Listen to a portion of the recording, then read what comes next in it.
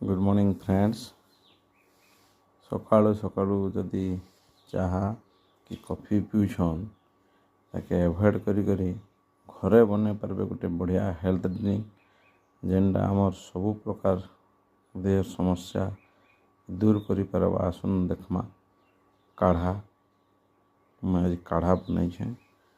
पहला है आम गिलोई, अदा, तेजपत्र, लवंग, इलायची, सौंफ, दालचीनी, आमर इटा है पिपली, शुंठी, कंचा हल्दी, जीरा, इटा है आमर अजवाइन जाके जुआनी कहूँ आउ गोलमरीच ये सबू के आम छेची देकरी एंदा करी ताके आमे एक कप पानी रे बसैकरी अधा कप हवा तक रखमा आउ सेटा के पीमा।